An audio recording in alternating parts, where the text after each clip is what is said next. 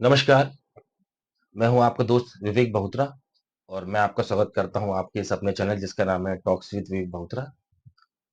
मित्रों, मैं हमेशा प्रयास करता हूँ कि लॉ फील्ड से जुड़े हुए या अन्य फील्ड से भी जुड़े हुए लोगों के साथ बातचीत करके और उनके अनुभवों को शेयर कर आप लोगों के साथ शेयर करूँ, जिससे आप लोग अपने अपने करियर में, अपने अपनी फील्ड्स में अच्छा करके अपना और अपने परिवार का, देश का नाम रोशन करें।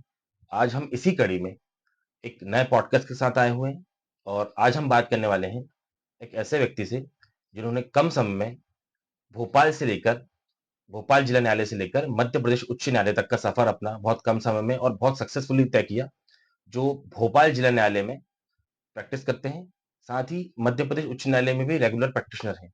जो जिला अभिभाषक संघ भोपाल में पुस्तकालय अध्यक्ष पद पर निर्वाचित हो अभी हाल ही में हुए हैं और बहुत अच्छा काम कर रहे हैं और मध्य प्रदेश उच्च न्यायालय में भी बहुत अच्छा काम कर रहे हैं और उनकी कई सारे मामलों में जिन्होंने पॉलिटिशियंस को और कई सारे जो बड़े-बड़े मैटर्स हैं उनमें पैरवी की है। तो ऐसे एक बड़ा व्यक्तित्व है, लेकिन कम समय में इतनी बड़ी ऊँचाइयों पे जाना एक अपने आप में बड़ी बात होती है। तो आज हम लोग बात करने वाले हैं सुधीर दुबे जी, जो एक बहुत ही अच्छे व्यक्तित्व के धनी हैं और एक अच्छे वकील भी हैं। तो मैं स्वागत करता हूँ सर आपका, आपके इस अपने चैनल सभी पे। को नमस्कार करता हूँ मैं। जी, तो सर बातचीत की शुरुआत मैं हमेशा हमारे दर्शकों के लिए चाहता हूँ कि वो एक उनको मोटिवेशन मिले जी, कि एक व्यक्ति कम समय में एक अच्छे सफल वकील के तौर पे अपने आप को स्थापित किया जी, और इस शहर में एक जाना पहचाना नाम है आप और जी, युवाओं में खासकर आपको बहुत पसंद किया जाता है। जी। तो मैं चाहूंगा कि आप हमारे दर्शकों के लिए इस बात पर थोड़ा सा प्रकाश डालें कि कैसे शुरुआत हुई, कैसे आप लॉ में आए और आपकी पहले आपकी क्या क्या एजुकेशन में रहा जी, आपका, तो जी। वो थोड़ा सा आप हमको बताइए। मैंने शुरुआती एजुकेशन मेरी बीएससी रही, एलएलबी की है मैं फाइनल ईयर में था, उस समय जुडिशरी की तैयारी कर रहा था। पिताजी की तबीयत खराब होने से एमबीए किया और कुछ साल जॉब किया प्राइवेट जॉब।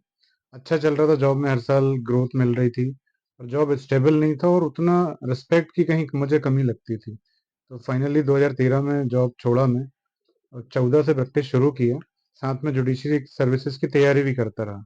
प्री निकले, मेंस निकला, फाइनल नहीं निकला। उसके बाद मैं फुल फ्लेज सब छोड़ के जूनियरशिप में लग गया। थोड़े दिन 2017 में अपने 16 में 2016 में अपने मित्र के साथ प्रैक्टिस की। फिर 2017 में मैं वरिष्ठ अधिवक्ता श्री अजय गुप्ता सर के यहाँ जूनियरशिप शुरू की। लगभग 2021 तक मैंने वहाँ उनके साथ काम किया और वकालत के विविध पहलुओं को सीखा मैंने। जी। उसके बाद अपना इंडिपेंडेंट शुरू किया और हाई कोर्ट भी शुरू किया साथ में, जो कि बहुत अच्छा रहा मेरे लिए। साथ में व्यवहार अपना ऐसा लगा कि लोगों ने इतना प्रेम दिया भोपाल बार में कि आज मैं पुस्तकालय अध्यक्ष पद पे निर्वाचित हूँ। जी, जी। सर जैसे आपने बताया कि आपने 2014 से आप रेगुलर प्रैक्टिशनर हैं जी, और आपने इस दौरान एक वरिष्ठ अधिवक्ता जिनका नाम लिया जी, आपने, जी, जो एक भोपाल ही नहीं पूरे मध्य प्रदेश में जिनको जाना जाता है जी। और आई थिंक वो एमपी हाई कोर्ट में एडवोकेट जनरल रहे एडिशनल हैं। एडवोकेट जनरल भी रहे हैं, जी, श्री अज्जू गुप्ता जी, जी। जो और अभी वरिष्ठ सीनियर सीनियर। एडवोकेट हैं जी, और आपने उनके साथ काम किया है। जी, जी, तो मैं जानना चाहूँगा सर जैसे आपने जब उनके साथ काम किया, तो कुछ चीज़ें जो आपने उनके साथ सीखी हों, ऑब्ज़र्व की हों जी। या जो आपको बहुत ज़्यादा इफ़ेक्ट की हों, जिनकी वज़ह से आपके करियर में उसका फ़र्क पड़ा हो? सबसे पहले तो मैंने सर से सीखा कि सर बहुत कठिन परिश्रमी हैं और अपने प्रोफेशन के लिए ही समर्पित हैं। क्लाइंट छोटा हो बड़ा हो उससे मतलब नहीं है, अपने मुकदमे की बिना तैयारी के पैरवी नहीं करते। पूरा फाइल पढ़ेंगे, अध्ययन करेंगे, क्या लॉ कहता है, क्या तथ्य हैं, उसके बाद ये पैरवी करते। और हमको भी ये सिखाया कि जूनियरशिप हो तो फाइल उठा के मत घूमो, फाइल पढ़ो, आपको पता होना चाहिए। और हम लोगों को देखते थे कि तैयारी होती थी तो बहस करने, आर्गुमेंट करने के लिए भेज दिया करते थे। और हम लोग तो सौभाग्यशाली कि हमें ऐसे सीनियर मिले। उसी बीच कांग्रेस की सरकार आई, सर एडिशनल एडवोकेट जनरल हो गए, तो एमपी एमएलए कोर्ट खुला 2017 में भोपाल में। उसके बाद जितने विधायकों के मुकदमे थे वो लड़ने का मौका मिला और सर ने बोला कि सुधीर तुम ही करो। तो मेरे लिए तो बहुत अच्छी बात थी कि एमपी एमएलए कोर्ट में बड़े बड़े मुकदमे लड़े विधायकों के, जैसे श्री जीतू पटवारी जी के लड़े और अपने ऐसे कई लोगों के मुकदमे लड़े और रेगुलर गवाह आते तो सीखने को भी बहुत मिला मेरे को। छिंदवाड़ा विधायक हैं विजय चौरे जी, उनके मुकदमे भी लड़े और कई ऐसे बहुत सारे मुकदमे थे, यादगार मुकदमे आई थिंक जयवर्धन सिंह आपने जी का भी जयवर्धन सिंह जी का भी मुकदमा जयवर्धन लड़ा। सिंह जी का मुकदमा भी एक रेल रोको वाला धरना प्रदर्शन का था, उसमें भी उन्हें बरी कराया, तो इतना अच्छा लगता था। सीखने के साथ-साथ पहचान भी बहुत अच्छी होती है और एक ग्लैमरस रहते हैं, चूँकि आए दिन पेपरों में फ़ोटो छप रही है, लोग देख रहे हैं मंत्रियों के साथ कि आप काम कर रहे हैं। जूनियर वकील का मोटिवेशन बहुत हाई होता है। तो जैसे आपने बताया सर कि आपने कई पॉलिटिशियंस के लिए पैरवी की है, जी। तो साथ में आपने कोई दूसरे और मैटर्स जो हाइलाइटेड रहे, उनमें भी कोई पैरवी की अ, आपने? व्यापम के मुकदमे में जब मैं अपने जूनियरशिप के दौरान ही किया, जिसमें कि पुलिस कांस्टेबल भर्ती में फर्जी कैंडिडेट को बैठाने का आरोप था, उसको मैंने अपने सहयोगी के थ्रू बरी कराया था। जी, तो ये जी। एक बहुत बड़ा अचीवमेंट है जी, आपका जी, कि जो आपने इतने बड़े पॉलिटिशियंस के लिए काम किया, जी। फिर आपने व्यापम मैटर में भी जी, पैरवी की, तो जी। ये एक अपने आप में एक करियर के लिए कुछ अच्छे पल होते हैं और कुछ बिल्कुल, अच्छे ये छोटे-छोटे हमको जीत आगे बढ़ाने में बहुत मददगार होती है। बिल्कुल, जी। तो जैसे आपने बताया सर कि आपने जूनियरशिप की, तो कितने टाइम तक आपने जूनियरशिप की? मैंने करीब साढ़े 4 साल तक अजय सर के साथ में जूनियरशिप की है। जी। अच्छा, और तो जूनियरशिप करना मुझे लगता है कि नए वकीलों को करना ही चाहिए, जो युवा अधिवक्ता बहुत जोश-जुनून के साथ जब कोर्ट में आता है, तो उसको अच्छे नामी ऑफिस में अगर मौका मिलता है तो करना चाहिए।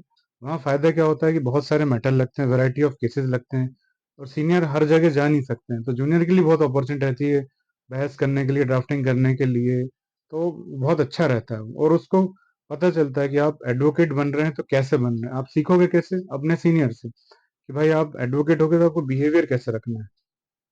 तो जैसे आपने बताया जी। कि जूनियरशिप करना इज़ वेरी इम्पोर्टेंट हाँ, अपने बिल्कुल। करियर में बिल्ड करने के लिए। जी, जी, जी। बट जो अभी आजकल देखने को मिलता है, जो यंग जनरेशन हमारी जो अब एंटर कर रही है जी, लॉ जी। फील्ड में, बट वो उतनी इंटरेस्टेड नहीं है। तो क्या आपको लगता है कि जूनियरशिप करना बहुत ज़रूरी है या नहीं करना भी नुकसान भी कर सकता है करियर में? मेरे ख्याल से तो चूँकि मैंने भी जूनियरशिप करी और जिन्हें नहीं करी उनको दोनों को देखता हूँ, तो जूनियरशिप अच्छे एडवोकेट के साथ करना बहुत ज़रूरी है। अगर बड़ा ऑफ़िस आपके शहर में जो बड़ा नामी-गिरामी ऑफ़िस है, वहाँ आपको मौका मिलता है तो बहुत अच्छा हो सकता है।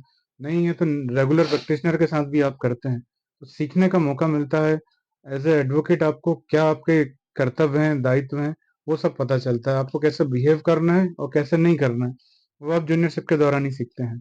जी, जैसे मैं सर के साथ रहा तो सर के जितने बड़े मैटर होते थे या हम पेपर में घटनाएँ पढ़ते थे और सुबह उठ के जब ऑफ़िस जाते थे देखते थे क्लाइंट बैठा हुआ है। तो हमने वही सीखा कि कितना ही बड़ा क्लाइंट हो, एज़ ए वकील आप पहले वकील हो, उनके आगे-पीछे नहीं घूमना है, क्लाइंट के हिसाब से डील मतलब करना है आपको उनको। एक अपना डेकोरम मेंटेन करना है। बिल्कुल, बिल्कुल, बिल्कुल। जी, जी, तो तो ये तो रही सर आपके करियर की बात, जी, आपका जो अभी तक का बैकग्राउंड रहा। जी, जी, बट आज का जो मेरा सर टॉपिक है, वो जो मैं चाहता हूँ कि आपका जो एक्सपीरियंस है, जो हुँ, आपकी नॉलेज है, वो हमारे जो यंग जनरेशन के लॉयर्स हैं या जी, लॉ फील्ड में जो आने वाले जी, हैं, उनको मैं चाहता हूँ कि उनको एक मैसेज जाए आपकी तरफ से।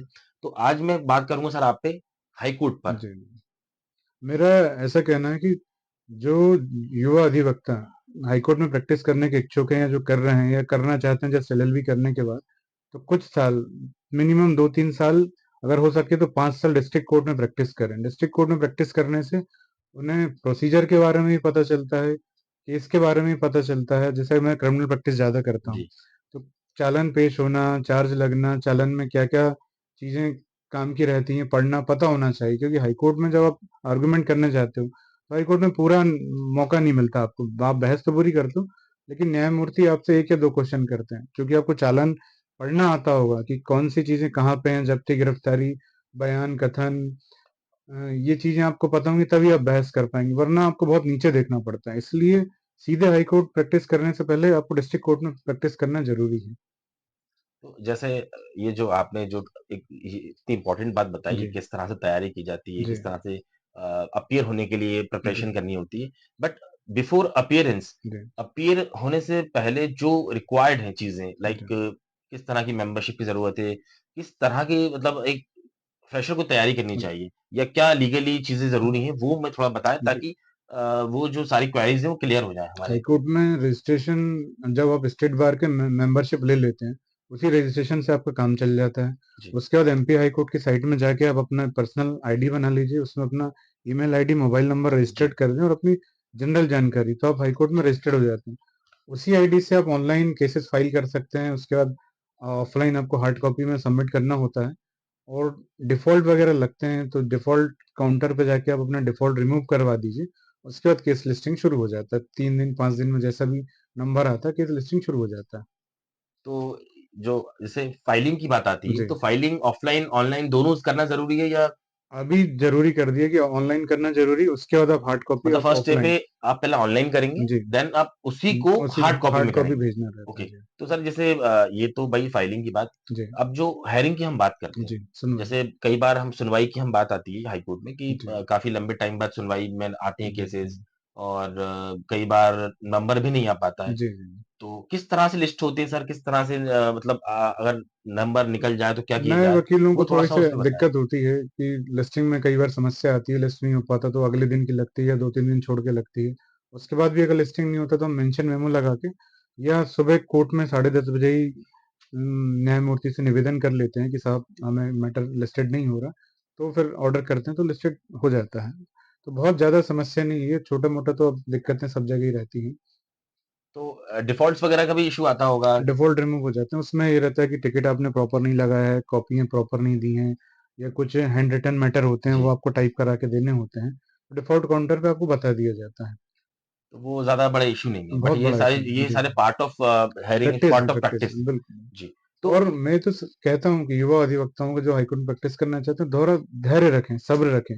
रातों-रात एकदम नहीं होता है। आप जब प्रैक्टिस शुरू करेंगे तो परेशानियाँ जैसे डिस्ट्रिक्ट कोर्ट में आती है, वैसे आपको हाईकोर्ट में भी आएँगी। और जब 1-2 मैटर आप कर लेंगे तो आपके लिए बहुत ईज़ी हो जाएगा।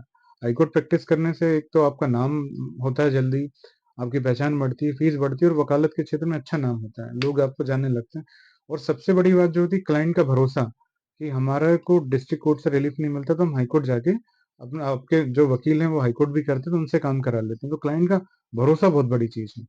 जी। जी। तो मतलब बेसिकली हम इस चीज़ को ये मान सकते हैं कि in law field there is no shortcut to हाँ, सक्सेस। शॉर्टकट नहीं है। आपको अगर आप आपको सबसे पहले कठिन परिश्रम करना पड़ेगा इस फील्ड में, इंतज़ार के साथ धैर्य रखना पड़ेगा और ईमानदार होना पड़ता है अपने काम के प्रति और क्लाइंट के प्रति। अगर ये 2 गुण आपके अंदर हैं, तो आपको सफल होने से कोई नहीं रोक सकता। थोड़ी परेशानी आएँगी, वो तो ईश्वर दूर कर देता है, तो बस मेहनत करते रहिए।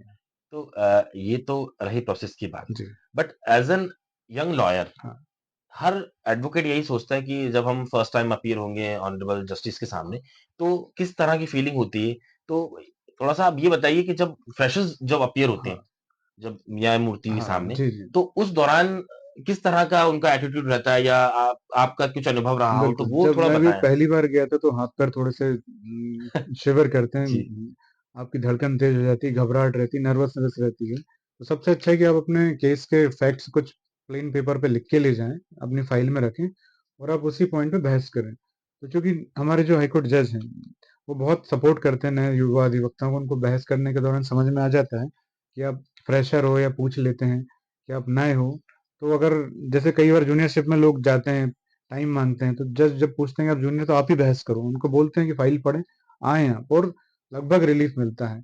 और आजकल तो हम यूट्यूब पे देखते हैं, ऑनलाइन भी देखते हैं कि कितना सपोर्ट करते हैं युवा अधिवक्ताओं को कि आपको प्रैक्टिस करना चाहिए। तो 1-2 बार जब आप बहस कर लेते हैं डाइस पे तो आपको डर भी खत्म हो जाता है, घबराहट भी दूर हो जाती है।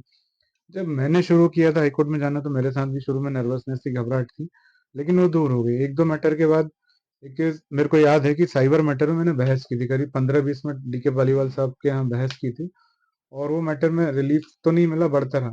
पर वो मेरी आर्गुमेंट यूट्यूब पे वायरल हो गया था, जिसे मेरे क्लाइंट ने बताया कि आपका वीडियो वायरल हो गया और बहुत अच्छी बहस की।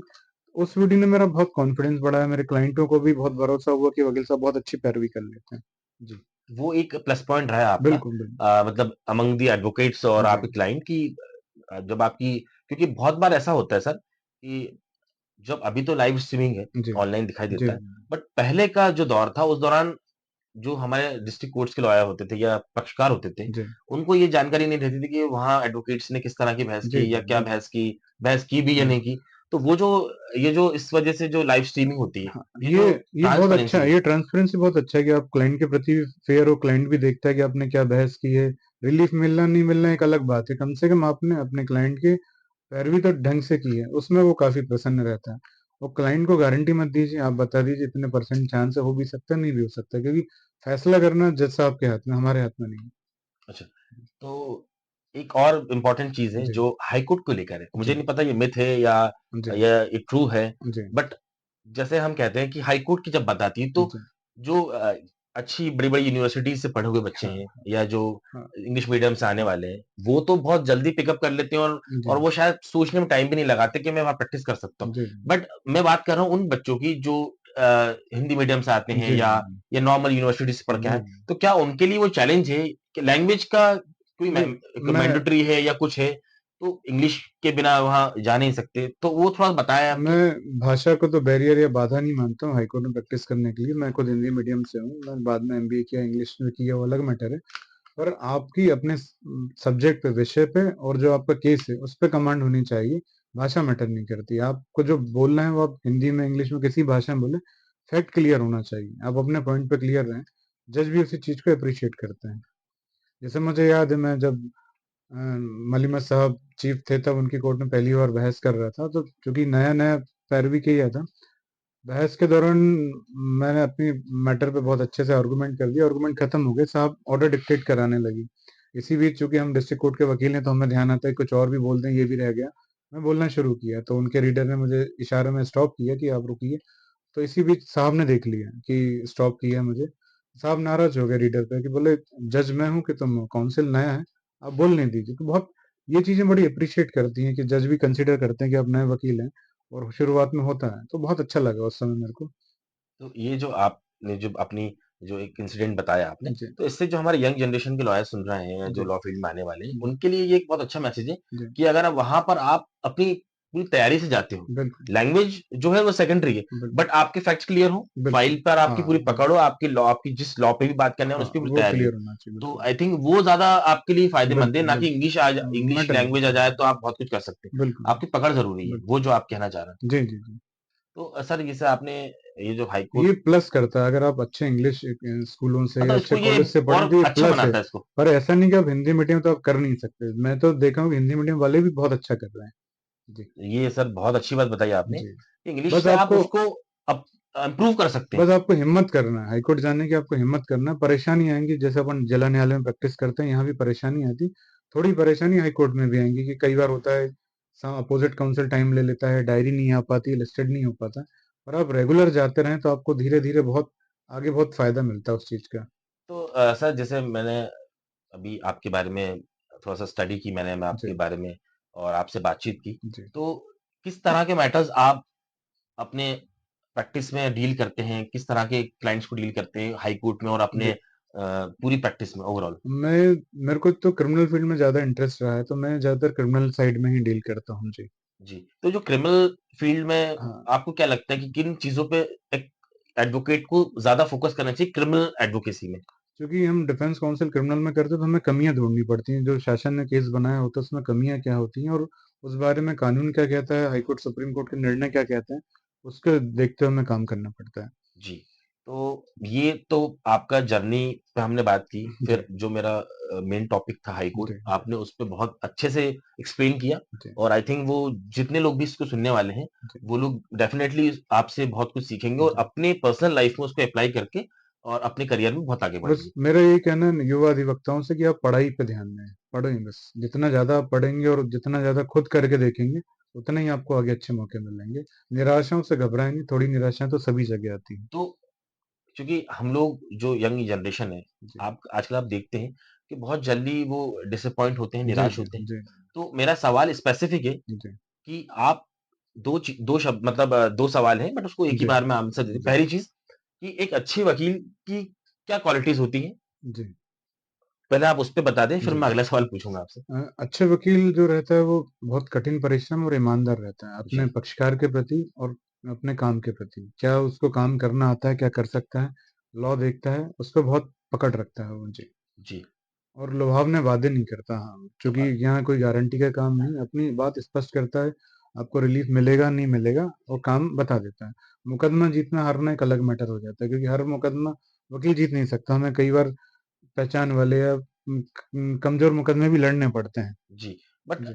जो जनरली हम आजकल मतलब कुछ इंसिडेंट्स मैं जी, कुछ जी। की जी, बात कर रहा जी, हूँ। मुझे मतलब एक्सेप्शंस हैं जी, कि कई बार सुनने में आता है कि ये हमारे वकील साहब ने तो हमको गारंटी दी थी जी। कि हम तो ये केस आपको जितवा देंगे। हाँ, मैं तो मतलब मेरा मतलब ये है कि जब हमारा काम एक सीमा तक है, हाँ, उसके बाद ऑनरेबल जज का काम है बिल्कुल। कि वो अपने जो मैं उनके खुद एंड्स पावर्स हैं जितना उसमें? मैं देखता समझता हूँ प्रैक्टिस में सीखा हूँ कि गारंटी नहीं देना चाहिए, क्योंकि अपने हाथ में नहीं होता। आप अपना ड्राफ्ट कर सकते हो, आर्गुमेंट कर सकते हो, क्रॉस कर सकते, सब कर सकते हैं, लेकिन जो फाइनल फैसला होता है वो जज को करना होता है। और 100% होने वाले काम में भी गारंटी नहीं देना चाहिए। आप चांसेस बता दीजिए, हो भी सकता है, नहीं हो सकता। उसमें ये रहता है कि क्लाइंट को आप पे ट्रस्ट बढ़ जाता है बाद में। कुछ क्लाइंट चले जाएँगे जो गारंटी माँगते हैं, आप जब मना कर देते हो, वो जब ठगाते हैं तो वापस आपके पास चल के आते हैं, इसलिए गारंटी से बचना चाहिए। तो जैसे ये आपने बात बताई कि हमको किस तरह की सावधानियाँ कह सकते हैं इसको, जी, किस तरह की जी, सावधानियाँ जी। करें, गारंटी ना दें बिल्कुल। और ईमानदार रहें। आजकल तो कंपनियाँ गारंटी नहीं दे रही, तो हम वकील होके कैसे गारंटी दे तो सकते गारंटी सही बात है हैं? मतलब जी, जी। हम खुद एज़ एन एडवोकेट कितने हाँ, सारे ऐसे मैटर्स में बिल्कुल, हम लोग बिल्कुल, अपीयर होते हैं, केस बिल्कुल। में फाइट करते हैं, जहाँ पर जी। गारंटी प्रोडक्ट्स में भी गड़बड़ हो जाती है, हम बस ये कह सकते हैं हम अपना काम ईमानदारी से 100% करेंगे। रिज़ल्ट क्या होगा वो जज जो को हमारे फैसला हाथ में करना। है। बिल्कुल, बिल्कुल। जी। तो लास्ट सर क्वेश्चन मेरा ये रहने वाला है आपसे कि क्योंकि मेरा मोटिव ये रहता है कि हम यंग जनरेशन के जो लोग हैं, जी। वो बहुत ज़्यादा कई बार मिसगाइड होते हैं हाँ, और गलत डिसीजन लेने की वजह से बहुत नुकसान में जाते हैं। तो मेरा हमेशा मोटिव ये रहता है कि जो आप जैसे अनुभवी लोग हैं, जी। एक्सपीरियंस पर्सन, उनके अनुभवों से हम लोग सीखें।